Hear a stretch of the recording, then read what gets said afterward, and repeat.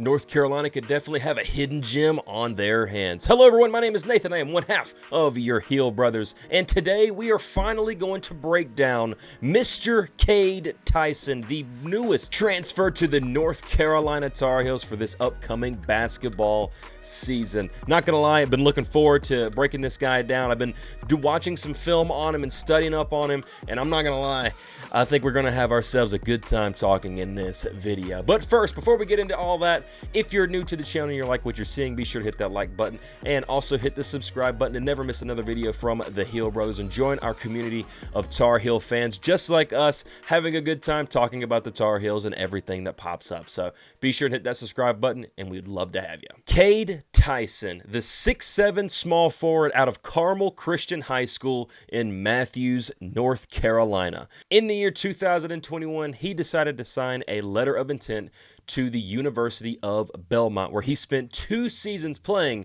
for the Belmont Bruins. In his first season with the Bruins, he averaged 13.6 points per game on 4.6 rebounds per game, shot 41.7% from the three-point line, and 85% from the free throw line. He also captured the Missouri Valley Conference Freshman of the Year award in his first year. He then followed it up with this past season in his second season with the Bruins, averaging 16.2 points per game, 5.9 rebounds per game, shot a whopping 46.5% from the three-point line, shot 85.5% from the free throw line, and he was given second-team all-conference honors this past year.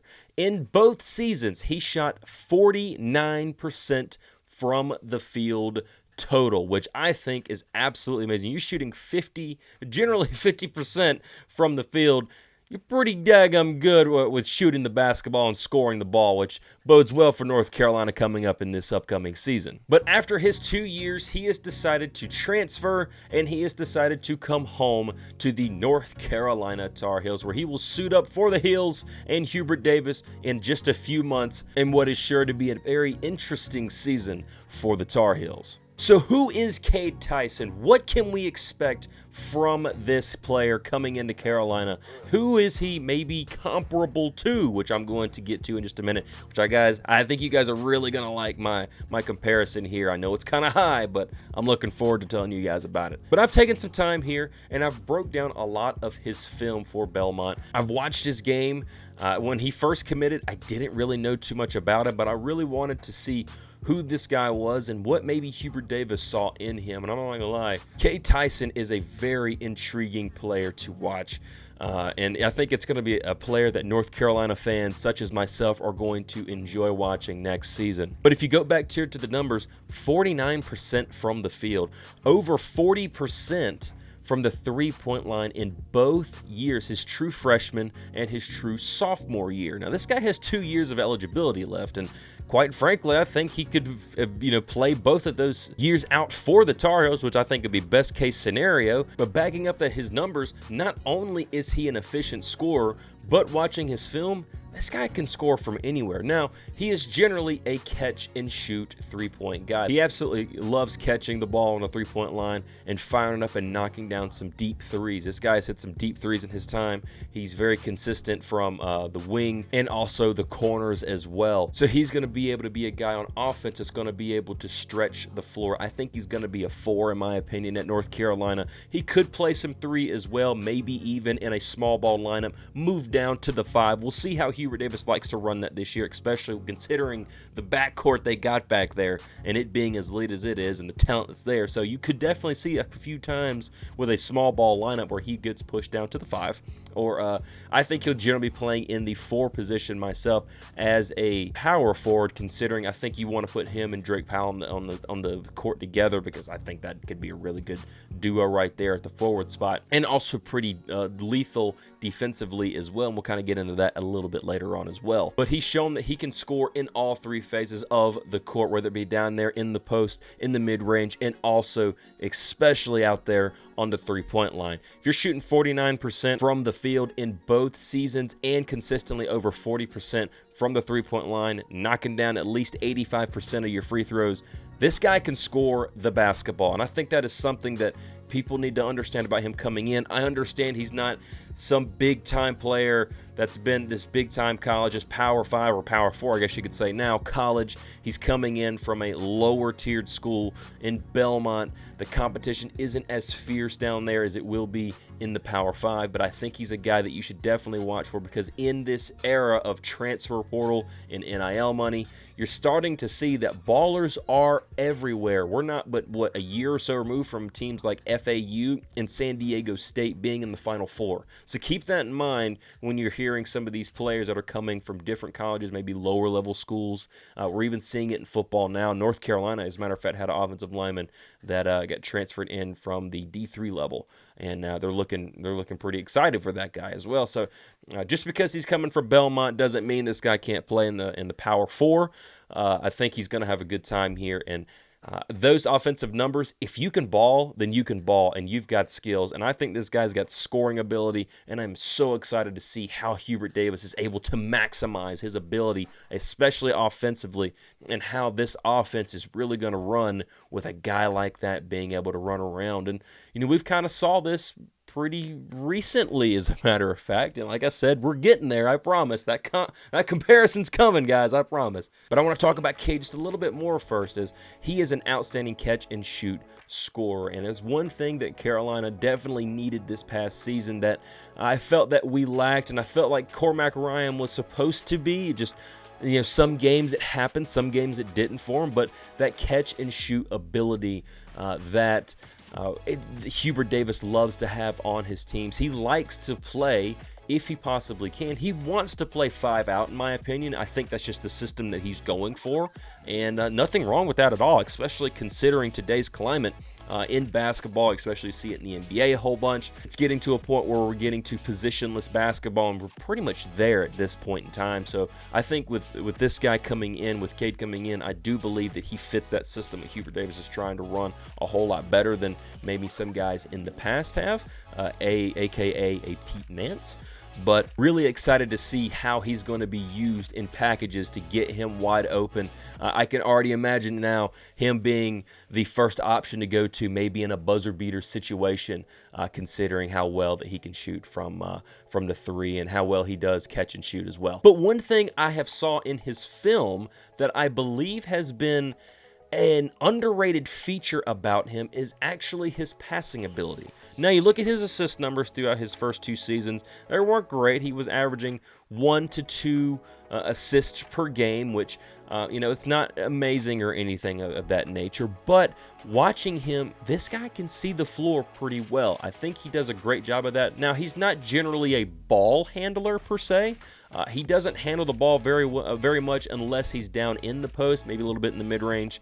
So he's not going to be a guy that's going to be, orchestrating your offense like a R.J. Davis and Elliot Cadeau, Ian Jackson to a different degree will be. So, but I do believe that he can find some open guys and maybe even create just a little bit off the dribble as well. Especially in some dribble handoffs. He could be a guy that could be really good, especially on some pick and roll action that Hubert Davis absolutely loves to run for maybe some potential lob threats. I don't know, man. He might be able to lob it up to Jay Wash down there in the post, or heck, even Seth Trimble to a lesser degree. Heck, who knows at this point in time? I don't know, man. I think they could get a little bit crazy with it, but I do like his passing ability. It's not going to be on display as much, but I do believe in the long term that throughout the season you're going to see his passing ability on display, and I'm excited to see how that continues to mature throughout the season. Now, one semi-negative, but maybe also still a positive, is that he is not the most athletic guy in the world, so it's just going to hurt you a little bit defensively, especially coming up to the Power 4 level here, but he is a big and long guy, so that's really going to help him against some of this matchups. One of the biggest problems that North Carolina had last season was size and the issues with dealing with size. I think he's going to help with that just a little bit, especially being able to guard some of these small forwards and power forwards that are out there that are much bigger, and you're going to need some size to be able to put on that. So even though he may not be the most athletic guy in the world, I think his size and his length is really going to help him defensively. And that comes down to the final thing I want to talk about. And this is where I believe that Cade Tyson, his potential could be. This is what I believe it could be. Now, I'm not saying it is. I want to preface that now before I say any of this. This is the potential I can see out of Cade Tyson. There was a guy that came to North Carolina just a couple of seasons ago, out of Oklahoma. A guy that was a big-time three-point shooter for North Carolina, catch-and-shoot shooter, was a spark plug for the team, led the team a lot, hit some big-time shots for North Carolina, won over the fan base, and that man's name was Brady Manick. And I can see Cade Tyson being a comparable player to Brady Manick for this Carolina team. And I'm telling you, if that happens, North Carolina's going to be dangerous next year. If you watch Cade Tyson, you see that he plays with an edge. He plays with energy. He plays with focus. He plays with that killer instinct and that mindset that you need to just go out and just go kill teams, man. That's just what he has. And watching him, especially with now being able to play with some pretty good talent at Carolina, that's going to free him up even more and allow him to be able to work within this offense and put his talents on display. And I think that's one thing Hubert Davis is really going to put on show, is that this team is extremely talented, and if they have a Brady Manick type, a guy that can come up, knock down big threes, be consistent for you, and that's one thing I looked for throughout his game is consistency, and that's what we're seeing here. That's what these numbers are showing you. You go game by game, and you see consistency all the way throughout there, and that's going to be key for North Carolina because that's something they have not had really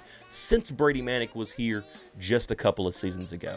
I know I could be crazy for saying it. I'm not saying he is going to be Brady Manick. He very well could be. I think his potential lies right there in that same area and same echelon of a Brady Manick. We just have to wait and see. We'll see how this does. He's not going to come, I don't believe personally that he's going to come straight out game one and just go knock down a whole bunch of threes. It's going to probably take him a little bit, a good little part of the season, maybe the first quarter to half of the season, to get that stride under him. Like I said, he is coming up lower level up to power 4, so he's got to get adjusted to that for a little bit, and I think it may take him just a little bit of time to get acclimated to this team, this offense, how he's going to be used, and also the level of competition that they are going to be facing, because North Carolina's got some pretty solid teams that they got to face this year, and a pretty strenuous schedule in certain areas. So it's definitely going to be a learning curve for Sir Cade Tyson.